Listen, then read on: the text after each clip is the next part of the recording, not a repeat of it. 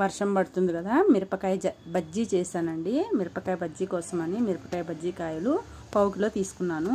అలాగే ధనియాలు 1 స్పూను, వాము 1 స్పూను, కొంచెం ఉప్పు వేసి మిక్సీకి వేసి మంచిగా పొడి కొట్టుకోవాలి.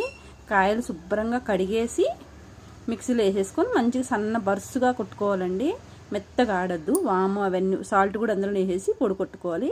మిరపకాయలు అనేటివి మంచిగా శుభ్రంగా కడిగేసి మంచిగా మధ్యలో కట్ చేసుకొని గింజలు మొత్తం తీసేసి ఈ పొడి ఉంది కదా కాయలలోకి మధ్యలోకి పెట్టుకొని కొంచెం నిమ్మరసం రాసుకోవాలండి. చాలా టేస్ట్ ఉంటాయి మిరపకాయ బజ్జీలు.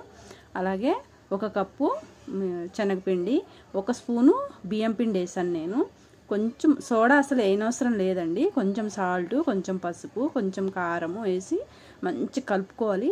మనము మిర్చి బజ్జీకి ఏదైతే ఆయిల్ పెడతాం కదా, ఆయిల్ బాగా హీట్ అయిన తర్వాత 1 స్పూన్ వేసి పిండి బాగా కలపాలండి. అప్పుడే బజ్జీలు అనేటివి బాగా పొంగుతాయి.